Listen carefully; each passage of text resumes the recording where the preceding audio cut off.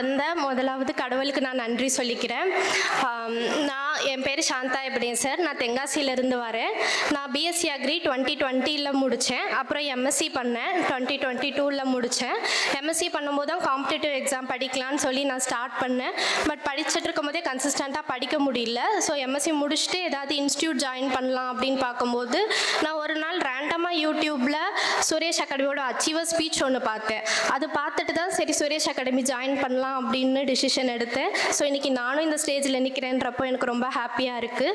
நான் 2023 முதல்ல TNPSC agriculture ஆஃபீஸருக்கு தான் இங்கே வந்து ஜாயின் பண்ணேன். ஸோ அங்கே ஜாயின் பண்ண ஃபஸ்ட் கிளாஸ்லேருந்தே சார் எல்லாருமே சொன்னாங்க டெஸ்ட் பேட்ச் தான் ரொம்ப முக்கியம், நீங்கள் ஸ்டார்டிங்லேருந்தே டெஸ்ட் ஒழுங்காக போடுங்கன்னு சொல்லிட்டு. ஆனால் டிஎன்பிஎஸ்சி சிலபஸ் வந்து ரொம்ப நிறையா இருக்கும். அதனால நான் இன்னும் படிக்கலன்னு படிச்சுட்டே தான் இருந்தேன், டெஸ்ட்டுக்கே போகல. ஸோ மே மாதம் அந்த எக்ஸாம் முடிஞ்சது. ஜூன் மாதம் நான் பேங்கிங் ஏஎஃப்ஓக்கு ஜாயின் பண்ணேன். ஸோ அங்கே பண்ண தப்பை நான் இங்கே பண்ணக்கூடாது அப்படின்னு முதல்ல இருந்தே டெஸ்ட் பேட்ச்க்கு கரெக்டாக போய்கிட்டு இருந்தேன். ஸோ லாஸ்ட் டைமே இன்டர்வியூ வரைக்கும் போனேன். ஸோ கண்டிப்பாக கிளியர் பண்ணிடுவேன் ரொம்ப நம்பிட்டு இருக்கும்போது கொஞ்சம் மார்க்கில் தான் போன டைம் மிஸ் ஆகிடுச்சு. ஸோ இருந்தாலும் கண்டிப்பாக அடுத்த டைம் வாங்க முடியுமா அப்படின்னு நானே ரொம்ப டவுனாக இருந்தேன்.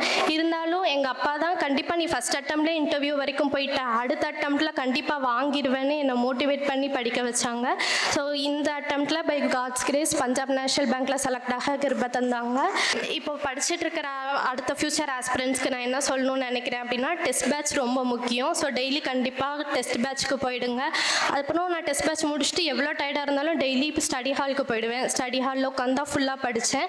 ஸோ ஒரு ரொட்டீன் வச்சுக்கோங்க, கன்சிஸ்டண்ட்டாக படிங்க. ஸோ போன வருஷம் கிளியர் ஆகாமல் இருக்கிற வழி என்னன்னு எனக்கும் தெரியும். ஸோ இந்த வருஷம் நான் இந்த ஸ்டேஜில் நிற்கிறேன். கண்டிப்பாக அடுத்த வருஷம் இப்போ படிச்சுட்டு இருக்கிற எல்லோரும் வருவீங்க அப்படின்னு நம்புகிறேன். ஸோ இந்த இடத்துல நான் என் அப்பா அம்மாவுக்கு தேங்க்ஸ் சொல்லிக்கிறேன். அடுத்து இந்த அகாடமிக்கு தேங்க் பண்ணிக்கிறேன்.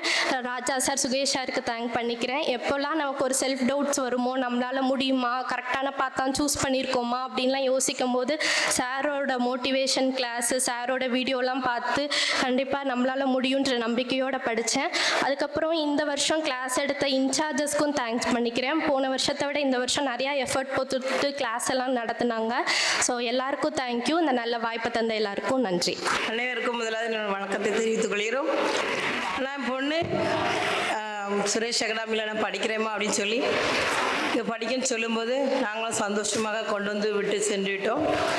இப்பொழுது இங்கே தூத்துக்குடியிலேருந்து ஒரு பொண்ணு அங்கே வந்து படிக்க வந்தாங்க.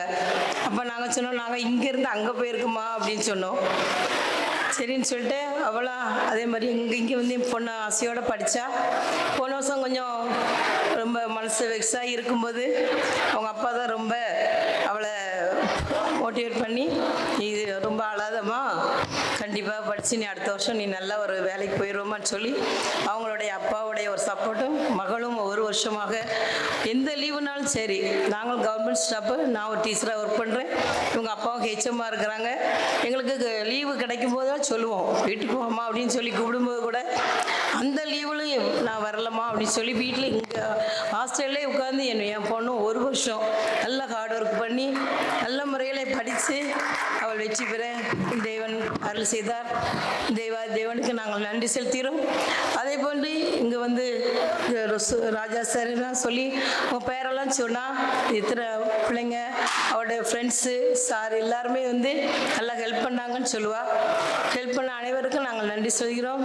விசேஷமாக இந்த சுரேஷ் அகாடமிக்கு எங்களுடைய நன்றியை நாங்கள் தெரிவித்துக் கொள்கிறோம். அனைவருக்கும் நன்றி. சுரேஷ் IAS அகாடமி, வெற்றியின் முகவரி.